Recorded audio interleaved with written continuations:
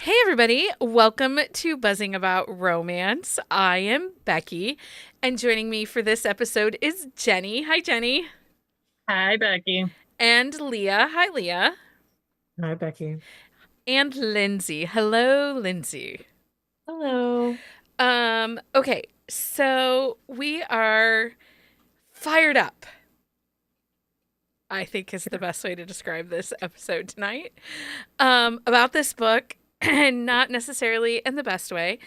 I do want to caveat this with saying that we are not here to rip apart this book. We are not here to be mean or anything like that. These are just our thoughts. We tried to give this book a chance. I do believe the Patreon members are trolling me with their picks because I say this for Jen Ellen. I would rather read Megan Quinn than this book. Multiple Megan Quinns. Yeah. Also, this was like the wildest ride of books. And again, not in the best way. It was just a wild. Yep. I still am like, what did I just read? So, on tonight's episode, we are reviewing 9-Month Contract by Amy Daws. Who wants to tell us all the things we need to know before we start? I will. Okay. Okay, so it was originally released April 11th, 2024, but it is being re-released in October 20. Oh, no, it was re-released in October of 2024. Sorry. Wrong year. Yeah, but the paperback doesn't come out till March. See, that's what I'm thinking. Yeah. But because it was acquired by Canary Street, which is a subset of Harlequin. The tropes are close proximity, matchmaker, pregnancy pack / surrogacy, grumpy sunshine, although I would not necessarily call her sunshine. But she kind of is, but kind of isn't. But anyway, the series is the Mountain Men Matchmaker Series. It is a series of standalones. It is multi-first person point of view because you do get more than just two. The put out percentage is 56%. In the audio narrators, if you do the audiobook, are Teddy Hamilton and Aaron Mallon, and it is in duet formation narration. And it is available in ebook and Kindle Unlimited, and the audio is available in Hoopla. So I do want to talk about the audiobook real quick. I listened to the audio. I borrowed it from Hoopla. Teddy Hamilton sounds like he has a cold. Oh, really? Yeah. Through the whole book. And I know there was some issues last year because I think that was one of the problems with another book that he narrated in that same time frame. The other thing with the audiobook is if you pull up the list of content, the content list, the menu, okay, it has his name and the name Everly. And you're listening to the first chapter and you realize that Everly is the niece's name. So I spent probably a good 17% of the book thinking that Everly was going to be the surrogate because we do not meet Trista, the heroine, until chapter 5 or 6. Yeah, chapter 6. I was confused as well because I listened to the audio. I didn't even look at who was I was doing other stuff. So I just turned it on, and then I was confused because I'm like, his niece is yeah. Yeah. And I want to be, I don't love this duet narration. It's jarring for me at times. It quickly takes me out of the book. But eyeball reading was not going to happen for me on this book. The duet didn't bother me. That was probably the only thing that I didn't even think about. Stacy was also confused. She says she didn't know it was a spinoff of a series. It is a spinoff for her Wait For Me series. Cozy and the Oldest Brother are the last book in that series. And that spins off to the brothers on the mountain. Yes. So, and I have to believe, I think that this is scheduled to be a 4-book series, but there's only 3 brothers on the mountain. correct? So I don't know if it's 4, fourth but there's probably only 3 Everly. on the. I would guess the fourth is probably Everly because she's introduced such a strong character. Yeah. that's what I think so too. And we'll talk about it. I have some thoughts about Everly. So this is the second book that I did where there's this random third person's POV. So I read the Piper Rain book, Mr. Broody, and in that book we get the little kids POV, like 5 or 6 chapters. It's weird to me. I mean, at least Everly's a grown up. She's 18, although she talks like she's 57. That's fair. Yeah, she does. That's fair. I don't always like it, but I don't think that it was a bad choice in this book because of the way it was introduced. Yeah. You know what I mean? I Like if it was just like a random chapter like halfway through, then I don't think it would have made any sense at all. But the fact that like it's at the very beginning and like she's the one that introduces a lot of this stuff, I don't think it's necessary, but I don't think it doesn't work at the same time. And as I was doing some research for this book, I saw where, like, Canary Street, Amy, they're marketing it for the fans of Pippa Grant, Megan Quinn, Tessa Bailey, which, okay, so, and if we're really honest, we all know that in the rom-com scheme of things, those aren't my authors. Right. I like a rom-com with a little bit more meat to the story and less potty humor. Well, Sometimes I need a good potty humor book, though. Maybe. Just saying. But it's gotta be good potty humor. Well, this is true. Right. Yeah. What were you going to say, Lindsay? There were a lot of things, a lot of choices that were made that were in the vein of rom-com ridiculousness. But the particular choices that were made did not work for me as a reader. And like I went into this book, full caveat, this book was never going to be on my TBR. This was never going to be a book for me just because of like the tropes and the concept and like I don't really want a book about surrogacy or things like that. Like I know that there's audience for that. There's something for everybody. It's not going to be for me. I knew going in it wasn't going to be for me. I tried to be open-minded, had a real hard time. So this book was not necessarily on my TBR, so to speak. So when we came up with the books we were going to cover in January, we decided to do either Harlequin stabled authors or authors that had a connection to Harlequin category romances. So Amy had, for a popular trendy book, Amy just got acquired by Canary Street, which is a new house under Harlequin. Next week is Brenda Jackson. She is a stabled category author. We then, the third week of January, or the whatever week of January, the third one we're doing in January is Nora Roberts, who got her start at Harlequin and has now moved on to like St. Martin's Press. And the last is Maisie Yates. And we talked about it a little bit on Sunday's episode. January is really our response to all the bullshit we saw at the end of 2024. So yeah, it really was. I will say, like, I struggled through this book, as all of us did. Although I'm fairly certain Jenni didn't, because she kind of, I'm not going to, medicated. She medicated herself.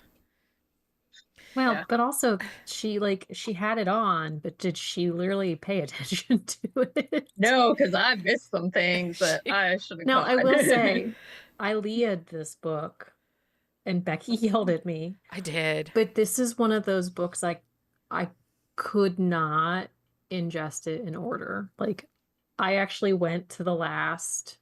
I read probably the first like 6 chapters, and then I went to like into the 30s somewhere, and then I skipped all the way to the very end. And the last like 5 chapters I really liked. It might not have been 5, but the last like chunk. And the then I last went 17% of the book was like the best part of the whole That was really book. good. Yeah. And Jen Ellen says maybe third person would have worked better. And I do want to say that. I do think that if authors want to insert another person's POV, a side character's POV into a book, then let's go back to third person head hopping. I feel like that would it's work not as better. jarring when it happens like that. No, you're a little more prepared for it. Well, and I've been in like a Harlequin like intrigue deep dive just because nothing else was really hitting for a while, and so I just went through that, and like a lot of them are third person, and it is head hopping in those ones, and it's like you get multiple points of view. Like the one that I just finished, there was like 4 or 5 different points of view, but it's all third person, so it's not as chaotic. Yeah. So I did go looking at reviews, and this review, I feel like, embodies all of my feels of this book. And this is Devin Elizabeth's review.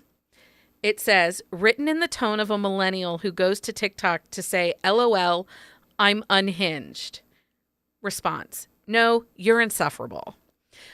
Okay, saying that, let's talk about Trista, because I feel she's not written to be an unlikable character. You know, like we very much have had authors that write female main characters to be a little harder, a little more unlikable, a little tougher to get to know, right?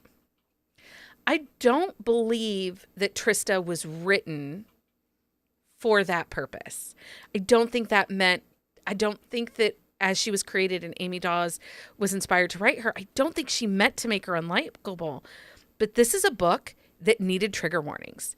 There is, we're talking about parental neglect, death of a parent. We have fat phobia coming from every space. Yeah. And I've been teasing everybody with a very terrible quote from the book about foreskin and who it belongs to and such. And I will share that quote over in the Sip and Discuss channel on Discord.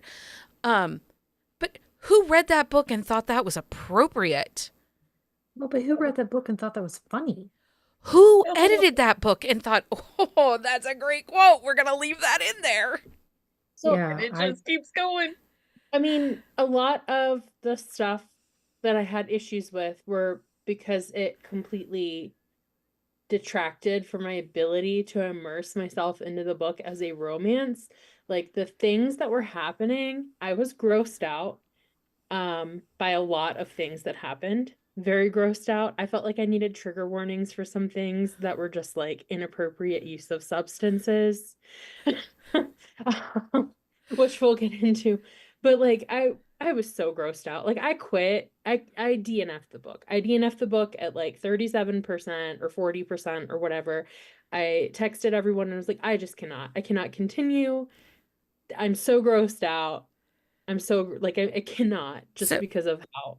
So let's talk about that real quick so we can get this out of the way, because this is it is the grossest part of this book. Well, one of the grossest parts of this book. And that is that they decide to kind of do a do-it-yourself insemination project. Yeah. And constantly Trista, the heroine, is saying, well, this is how the lesbians online say to do it. And I don't know. I think she was trying to be funny, but it did come off a little homophobic. Yeah, really it did feel very insensitive towards people who are going through infertility or are trying to have a child in the best way possible. But what Lindsey was really grossed out about was that it was a children's Tylenol syringe, like, the dropper. Yeah. And a ranch cup, like an empty, clear cup. It could have been called a ramekin. It could have been called a ramekin, but no, you had to call it ranch cup. And you know what? Now my brain is just like, those things are probably the same consistency. Vomit. Oh, Lindsey. I said it. I did it. You did, but I did not think that. So thank you. And it ruined everything for me. And I'm so upset about it. I now have to vomit. Lindsey. I I told you about this. I sent you the vomit emoji. How many times? I know, but I Yeah, cannot ever but I look didn't at ranch like the put same that. way again. I We didn't. didn't make the Choices were connection. made. How did you get anywhere other than that? The choices were made and they were aggressive.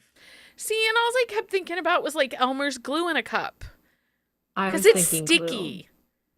You Well, I know. was just thinking like the cup is way too freaking Well, small. Like, But also, I mean, I was he Okay. makes thinking a I mess know Also, of it, his but thoughts in his well. head as he's moving Right. things Yeah. along, you know, and like Moving there things was along. no consent for like, you know, I don't know. I want to say things here, but Michael warned me I'm going to get myself banned if I'm not careful. We're gonna get banned. You just need to stop. It was There were just choices made, and Lindsay took that too far.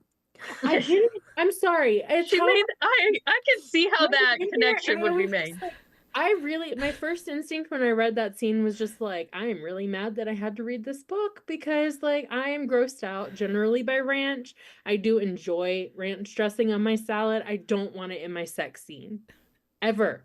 No mentions of it. Ever. okay. We're going to move on from that. But my understanding is, and Jenni, the surrogacy process in the beginning that they talk about, the way they're screened and things like that. And these at-home kits are things, right? Like those were accurate. Right. Like I was happy with the accuracy of like, yeah, they're not gonna have a surrogate that's never been pregnant. Like we need to know how your pregnancies go, like what risk you have. The screening process seemed legit.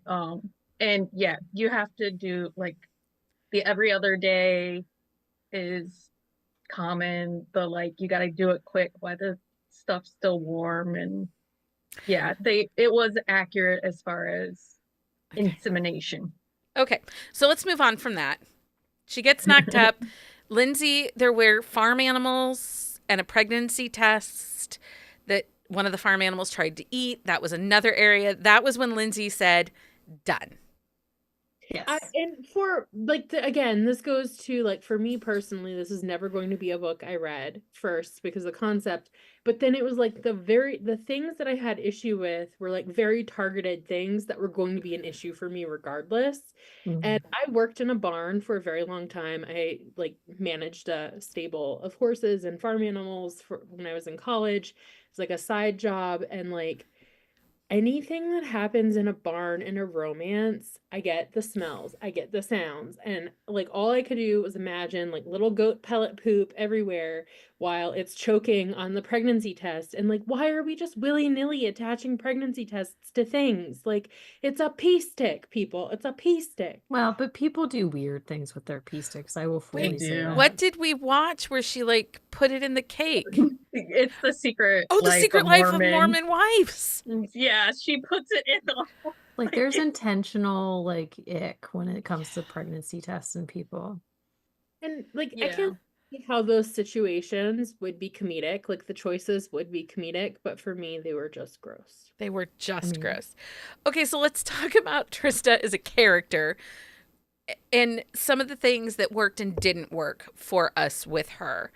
I think one of the first things is, and I said this, this book has a lot of fat phobia in it. A lot. Yeah. You cannot write a statement that, oh my God, I love my curves. I love my boobs. I love my butt. You cannot write that and then have the character refer to herself 30 plus times as a cow. Yeah. It doesn't work. And I do feel that choices were made with him that he absolutely comes off as a chubby chaser. Yeah. Like, he talks constantly about her curves and her butt, and like he rubs her butt every time he can, and it was just like, it just had some really weird vibes to it. Well, I thought it was going to be like a pregnancy fetish because Listen, I can get in behind that. I can get behind even breeding kink and pregnancy fetish. I mean, the the Winterville book, he's obsessed with her because she's pregnant and he touches her all the time. But it was written in a way that it was caring and not overly sexualized. And the way it was written in this one, it was more about her being bigger and curvy than it was about her body. And like the her ones pregnancy. that I've read, like they're very intentional in the way that they react and the way that they talk. And this one, it was almost, I don't even know how to describe it, but it was like almost obnoxious. Well, and That's not the good, like the best like way to describe it, but like I think Trista I don't had, even know. we know she has some deep-rooted issues, but her behaviors were exasperating. That is the best way that I can describe them. The Because she was constantly so fighting okay him. with Like she's she was okay taking the with money. help, Well, and she's okay taking the money. but she didn't want him to do anything for her. Right. I did have problems with her like not wanting to take the food because a surrogacy contract often contains like what you can and cannot Mhm. eat. Yeah. Yeah. But she was, the brothers, it was okay for the brothers to help move things up. But he buys Right. her a Even, like, bed the and she mom, loses her she, brain. like talks about how like the mom was like helpful and stuff, and like, but anytime he wanted to help, it was a big thing. I think her character arc, and again, I think this comes down to the way the book is written. The author was trying too hard to be funny. Yeah. So we didn't get a real movement of her character arc. Her character arc, like her growth starts at 92% after she talks to her sister and then ends. Do you know what I mean? Like we get 8% of character it's growth. A switch. Like it's not It was not too an fast. arc. Like it it's wasn't. just There wasn't like an organic moment to it. Like, yes, you can have that conversation and things kind of change, but had it happen like sooner in the book and like she slowly started to change her mind, then it would have been more believable. But the fact that like they had a conversation, then she's like, oh, okay, well, this is the way it's going to be. It just didn't seem genuine. Yeah. Because she was so set in her mind, like how like she was going to live her life. And then like one conversation like changes it. Well, and her family is so toxic, and we get that for 90% of the book. She is on and on and on about how toxic her family is, which we have read plenty of books with messy, toxic families. And the character arc usually happens at a longer pace. Like it's not an instant one phone call that changes. I've read plenty of books where at the beginning of the book, the heroine is not interested in having children and, oh my God, I'm accidentally pregnant. Now what the heck am I going to do? We've all read those books. And over a course of time, with love, connection, nurturing, with the hero, with relationships, she works on things. By the end of the book, she's excited and accepting. And I think of the Jay Salmon one where it's the brother's best friend, Dr. Mistake. At the beginning of that book, she didn't want to be pregnant because of her medicines and because of all the other health issues she has. But as the pregnancy goes on and she works through things, she realizes that it's going to be okay. Like, I'm excited for this. Except with Trista, 92%, 91% of the book, she is very clear. I am not interested in having children. I have no relationship with my family. I talk to my sister maybe twice a year. Her sister left her when she was 17. They really are not close. But then we have one conversation with our sister at 91%. It flips a switch and all of a sudden you're like, yeah, I'm going to be a mom. Well, and all because his sister was like, I got out. I found somebody who loved me for me. It's like there wasn't even a logic. Yeah, her sister doesn't have kids. Her sister, Yeah. is not influential. I was saying to Jenni, I wonder if we would have felt different about the switch flipping if she had had that conversation with Everly. Because there was much more emotional connection between Trista and Everly. If you look at the graduation party and the different pieces, Trista and Everly really connected, and that I also feel like the randomness of Everly propositioning her in front of the surrogacy office was just weird because, I want a young 17-year-old to walk up to me and ask me if I want to be her uncle's surrogate. That's not weird. Yeah, I think that had it been Everly, it would have played out differently and been more believable. I don't think I would have been as pissed. I would have liked to see like her and Wyatt talk it out more. Like, because from her perspective, like he just changed like from like we have an end date to like we could do this together. And she's like, I don't want to do this together, like, because I don't want a kid. And then like they're like even after they like fix it, there's no discussion about what that looks like. Yeah. Well, and that was one of my hang-ups with it is like they had conversations, but they didn't really have conversations at the same time. Like they talked about stuff, but like I didn't feel that deep connection like when they were having these conversations until the last 8%. Like I felt like that like those like last few chapters were really well done and really well thought out and well written, but the rest of the book it was just I didn't know if I was going to believe that they even really liked each other. I'll be honest, I don't believe in their HEA. I think they're HFN. I don't feel solid in the relationship. And I think part of that is because for 91% of the book, he views her as simply the surrogate, as the cow. As the cow. Yeah. There, like you said, there was an end date. And I just think, again, like Jenni said, if there had been more conversations, I'm all for miscommunication, but this was no communication. And he was a very compartmentalized hero. He never went outside his box for that person. And there was this other random story piece that I feel like we never really got any conclusion or resolution on. And that's the Robin piece to this book. Which is icky. It's just icky. It's just icky. She lived on the mountain. She was sleeping with all three of the other brothers, or with all three of them that are on the mountain. Yeah. And when he found out, he kicks her off the mountain. And that's supposedly why he's guarding. No, he kicks her off the mountain because, like, they found out she was married. Yeah. And pregnant with her husband's baby. Yeah. Who she was trying to, like, he, like, thought that the baby was his, but then the one brother was like, well, wait, it could be mine. And then the other was like, well, I did her too. It's like, but she was married. So it's like this whole big thing. And I thought that storyline was just wrong on a lot of levels. I did not like that part of the story. Like, I feel like if you wanted there to be some sort of conflict with the brothers, you could have found something else.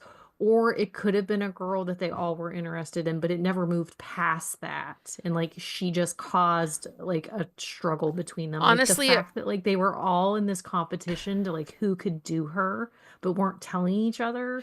Honestly, at one point, I thought they were going to like talk about a scene that all three of them were in the barn with her. I thought, we're going to have group activities in the barn. It has to be that kind of book. I mean, why choose? Why choose? Yeah. Okay, so I have read that, not in the barn, but I have read that. But it started out as that. Like there was also, like purpose to it. Lindsey, did you get to the part with the creepy donkey? No, I did not. I have no regrets about where in the fair. He makes like starting the book, but not where I ended. They're like in the barn having activities, and he makes like it is poignant and pointed out that he makes eye contact with the creepy donkey. The donkey has like a tongue that sticks out, like it has some kind of disorder where its tongue constantly sticks out. Yeah, and he makes eye contact. I would have had a similar reaction to everything else, like ick. And that's the thing, like for me there was just a lot of gross choices in the start, and I was just like, if it had not been gross to me choices, I don't think I would have had as much of a problem with the book.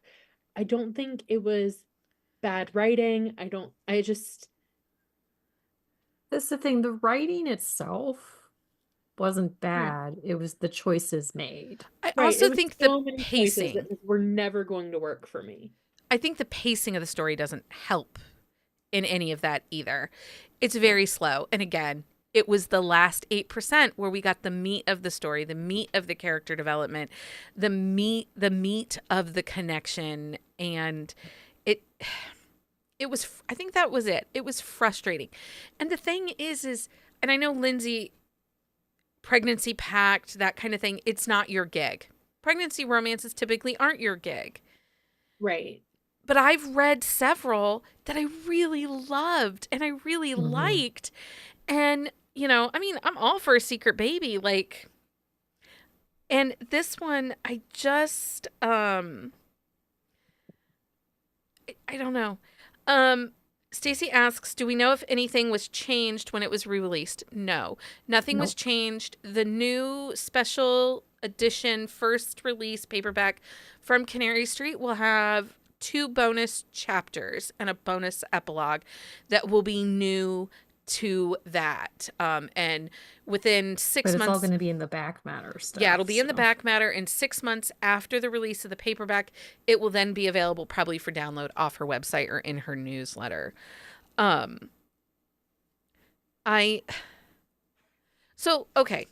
Is there anything else we need to talk about? I wanted to do a dramatic reenactment of the grossest quote that ever happened, but my husband says it'll get us banned from YouTube, and we don't want that to happen. So I will share it in the Sip and Discuss channel on Discord. But just remember the picture that I shared over there, because that will help you visualize my dramatic reading. I could make a video of my dramatic reading and putting in our Discord. I do Why want to don't say you do that? one thing. What's that? Just one thing. I think that the book, I think the author could have made one choice very differently that would have completely changed the outcome of the book. And instead of doing the at-home insemination kit, if they had failed with that and then wound up doing it the old-fashioned way, I think that would have been a very different book. I think that would have changed a lot. It would have brought chemistry into the book earlier. Because I thought about this a lot. I was like, why did I not like this? And it was because, like, I didn't feel like the book was a romance. No. Like, Well, no, go ahead. there was just no chemistry. There was no connection between them. And I think, like, that one choice, that one change to the book, for me, would have potentially made a big difference. I could have still done without the dang ranch cup. Well, and ironically that you say that, because I was just looking at the list of other like books that you could read if you like this kind of thing, and I think only 2 or 3 of them, they don't actually have sex to make the baby. I was going to say, all of mine, they have the sex to make the baby. I think I have like a couple where they don't. And that's it. Everybody else has the sex. Is there anything else we need to say about the book before we do our thumbs up, thumbs down? No, I don't think so. Okay, Jenni. Thumbs up, thumbs down, thumb sideways, dumpster fire. What do you want to call this? You're doing something else and you just need something and you're completely ridiculous. This is a book for you, but I wouldn't recommend it. So I guess I have to say them. Lindsey, thumbs up, thumbs down, dumpster fire. I DNF, so thumbs down. Thumbs down. Leah, thumbs up, thumbs down, thumb sideways, dumpster fire. I mean, had we not gotten that last 8%, I probably would have said dumpster fire, but it's just a thumbs down. Like, it just is not a book that worked right. Yeah. There was a lot of missteps in the choices made. And Yeah. I think the idea behind it and like the story would have been really good had different choices been made. Do you think, any of the 3 of you, that you would read the next book? Are you interested in any of the other brothers? Maybe. I don't know. I'm a little curious, but I'm not sure I would probably skim them. Skim them. Okay. Yeah. This this was just not for me. I'm not really, again, these over the top rom-coms Tessa Bailey, Megan Quinn, Pippa Grant, Amy Daws, they don't always work for me. I just want more connection, more emotion. But if you're looking for the complete ridiculous, the vibes of, you know, completely unhinged, check it out. You might like it.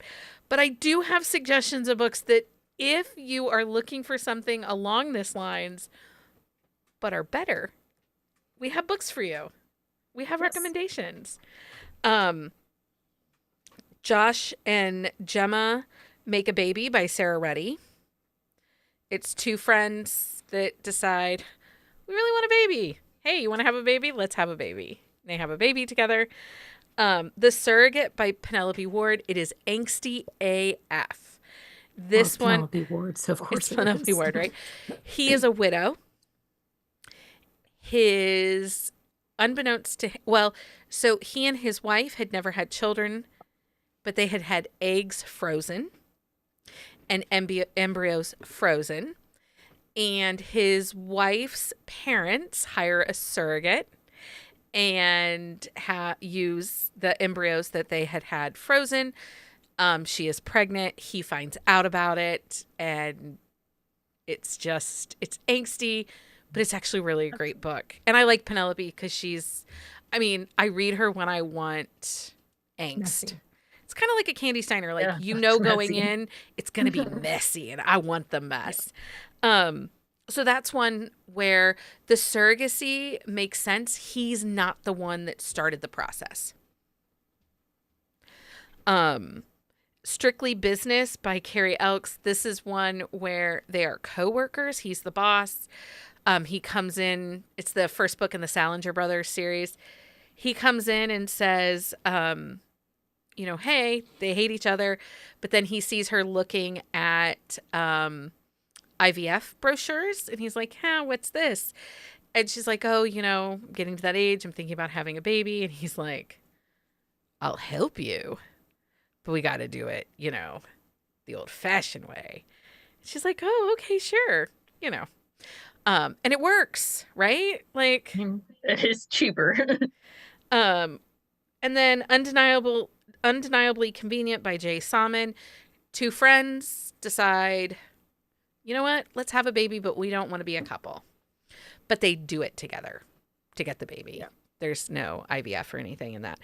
Go ahead, Leah, because you've read the Mariah Ankerman one, right? Yeah, so Mariah Ankerman's is book 2 in her Jackson Family Distillery series. So the heroine is neurospicy and has come to the thought process that she's never going to have like a real relationship because people can't handle her. And so, but she wants a baby. So she asked her best friend if he would be the donor, but they do it the old fashioned way. And as like the process continues, like they do end up falling in love because it's always been kind of there, but like neither one of them like wanted to recognize it. It's friends to lovers, but it does work, and she's extremely neurospicy. And it's Mariah really well Ankerman, done. I never have an issue with her friends to lovers book. Yeah. And I think it's because of the neurospicy that she kind of sprinkles in even her characters that are not labeled as neurodivergent. I think we get kind of the coding that's there. And it works. Well, and there's just such an understanding from him in the way that she thinks and acts and all of those things. And there's another level to the story in that one. I have a bunch, but I'm just going to pull a couple more. So White Lilies by Samantha Christie. This one's a little bit different because the hero is actually married for a good chunk of the book, and the heroine is their surrogate. But the heroine, I'm going to spoil it. The wife has cancer and ends up passing away, and the hero and the heroine end up falling in love. But the wife chose the heroine as the surrogate, and basically like because she thought that he would be a good match with her. It's really emotional. It's a little bit messy, but honestly, if you've read Samantha Christie, they're all a little emotional and messy. Just a bit. Another one is The Daddy Bargain by Crystal Caswell. this one is part of her Inked Love series, I think. I can't remember, but it's brothers. So the heroine is the younger sister of the hero's, one of the hero's best friends, and she wants a baby. So she asks him to get her pregnant. And he's like, I just can't do this because she's my best friend's little sister, but he gives in, and it's a little messy as well, but it's delightful. It's been a while since I read that one. And then I'm just gonna name a couple more. Make Me Beg by Julie Chris, The Baby Maker by Lily Valenti, Rebel Soul by L.K. Farlow, Call Me Crazy by Melanie Harlow. That's her in her Bellamy Creek Well, series. and I'll list all of these. I'll put this whole list over on the website and on the shelf show there's a notes. couple more, but there's definitely a lot more options that have better storylines to them. Do Lindsey or Jenni, do either one of you have a book that falls into this? I have a series. So Jacinda Wilder, like in the vein of a rom-com one, Oh, Jacinda yeah. Wilder did the Billionaire Baby Club, and I actually Yeah. love that. They're all very successful women in Hollywood, running a real estate firm, and they're looking specifically for billionaires to basically be sperm donors. That's such a good series. It's It- so it's underrated. It really It is. is. And it's rom-com, and it's like a very appropriate kind of rom-com for this kind of topic. It's really good. That series is I wonder if fun. they're going to go back into that series because they didn't finish it. They didn't. We only got 3, and I think there were 4 or 5 friends, right? Uh-huh. We'll have to ask them. I think there was 5 of them. Yeah, but they literally put out a newspaper ad looking for a billionaire, and like they get very rich. Like they're not all billionaires, but like Yeah, that is a really good series. I didn't even think about that when I was looking. That is a good series. Okay, so that ends our discussion on 9-month contract. Again, this just wasn't the book for us, and not every book is for everybody. I hope we didn't hurt anyone's feelings who loved this book. Sorry if we did. Tried not to be completely unhinged, right? We did good. I think we were I did okay. not try. You what? Lindsey did not try. Lindsey didn't even try. Okay, so we are Lindsey's like, so have you? Kylie Kelsey has her podcast, but she was talking about things that are out, and one of her outs is giving a fuck. Apparently, one of Lindsey's out for 2025 is giving a fuck. Oh, goodness, it's this. We are off to a start this year. Okay, so we are back on Sunday night. We are going to have some special guests to come hang out with us. They are all Harlequin category authors. I'm not 100% who all is in the group that's coming. But I do know it's Maisie Yates and friends, basically.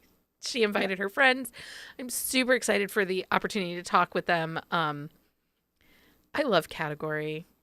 I do too. It's, and so I'm excited for the opportunity to talk to these authors that write this and have been doing it successfully.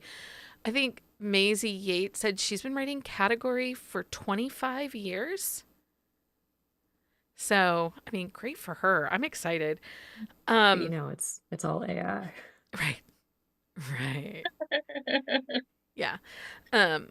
Only I if had you were to, I couldn't leave born it go. after 2003 would you say that.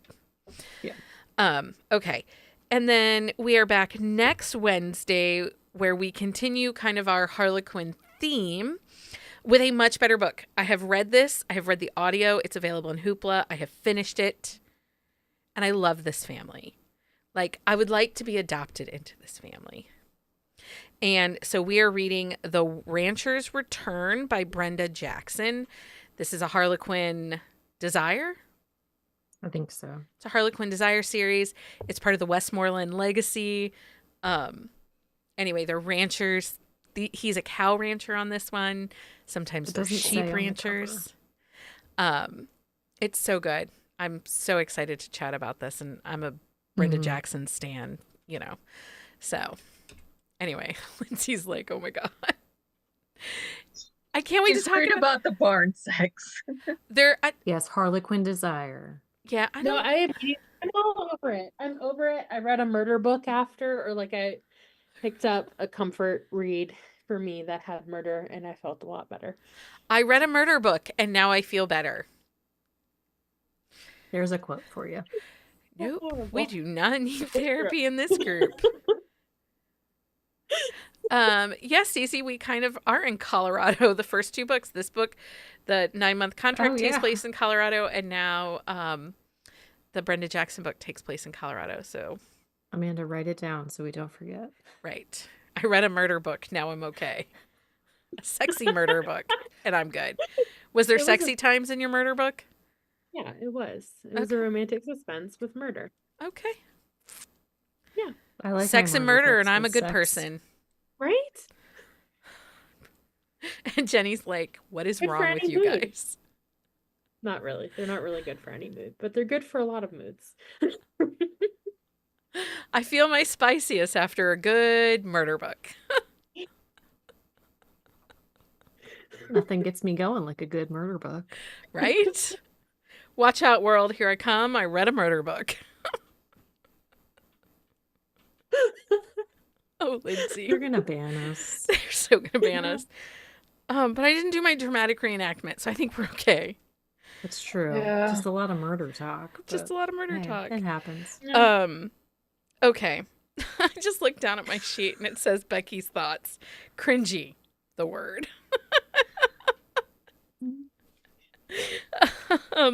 Okay. Anyway, that's it for this episode. Thank you everyone for hanging out and joining us. I hope you'll be back here Wednesday night when we get to talk to our friend Maisie Yates and her friends, and then back next Wednesday for The Rancher's Return. Until next time, everybody. Happy reading, everybody. Good night.